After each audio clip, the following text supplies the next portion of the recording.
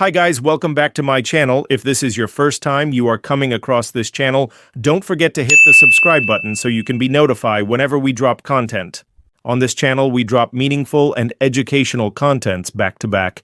And to my returning subscribers, I want to say a big thanks to you. Thanks for your support. Thanks for your trust. Without wasting more time, let's dive into today's content. What if we're not the first? What if long before us, long before our pyramids, our writing, even our myths, there were others? Other civilizations, now buried, erased by time, lost beneath ocean and desert. Forgotten. In school, we're taught that human civilization began just 5,000 years ago, in Mesopotamia, in Egypt. But what if that's only the latest chapter in a much older story? Even now, we must guard our ideas. AI bots steal content. Our digital scribes become digital thieves. Captions vanish. Knowledge must be protected, even as we dig for more. But some truths, they cannot be erased, because the earth keeps secrets, and sometimes she whispers them back. We're not the first. A journey into lost civilizations, forbidden archaeology, and the ancient memories of our species. History is supposed to be a straight line, from primitive cave dwellers to smartphone builders. But what if that line is broken? What if it's not a ladder, but a cycle? A rise, a fall, and silence.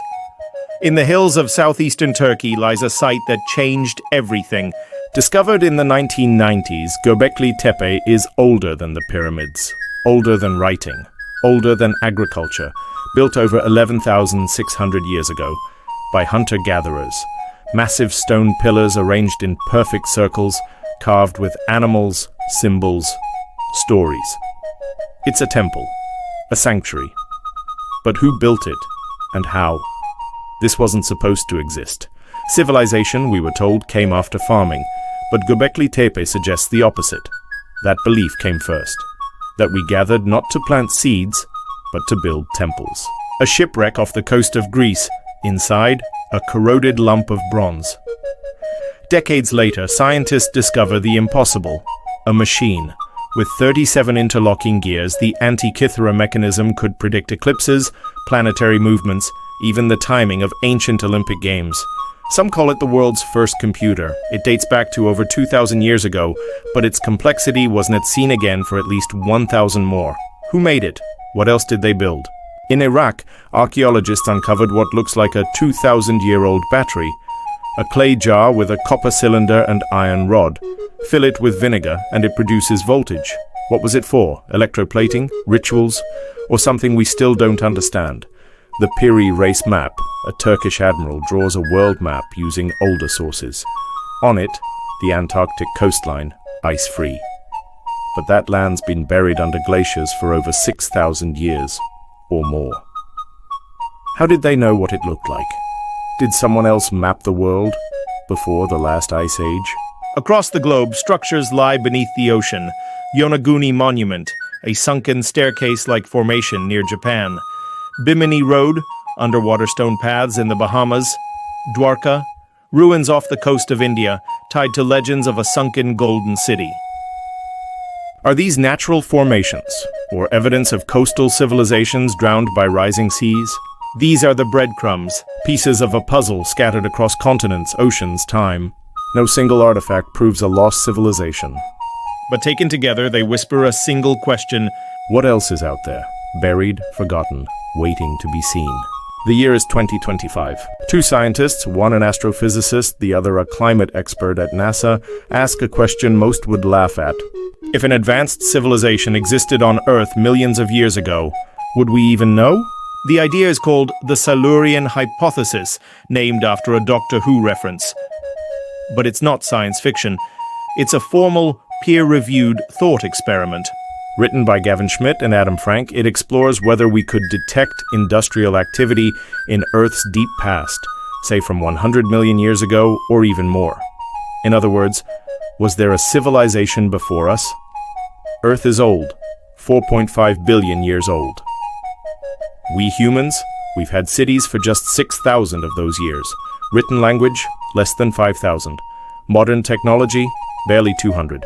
The odds of any trace of us surviving for millions of years are near zero. Our cities will crumble. Our records will decay. Even plastic won't last that long.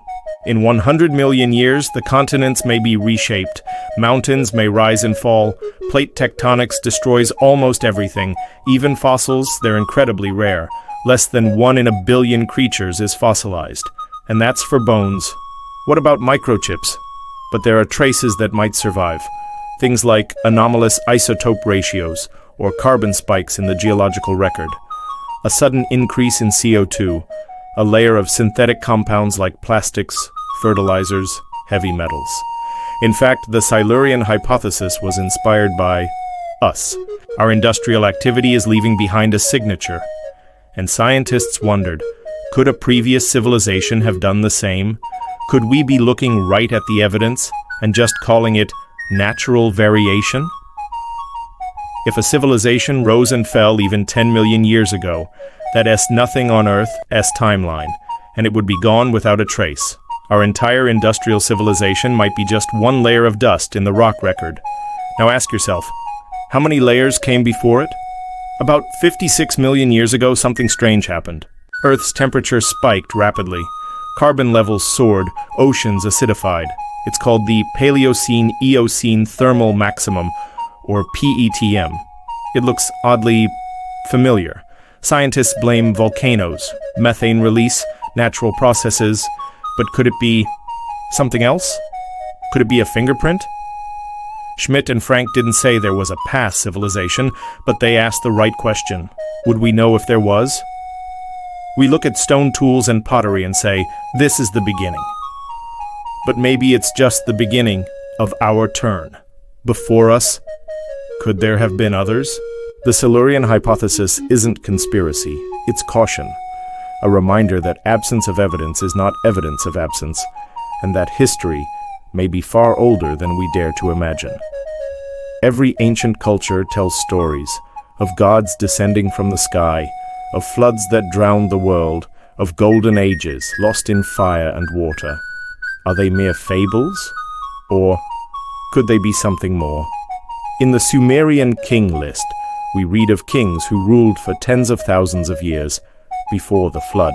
In Egypt, the priest Solon was told of a place called Atlantis, destroyed in a single day and night of misfortune. The Hindu Vedas describe flying machines, vimanas, and gods waging wars in the sky using energy weapons. The Mayan Popol Vuh speaks of a previous world destroyed by fire. The Dogon people of Mali, they say their ancestors were taught by fish-like sky beings from Sirius.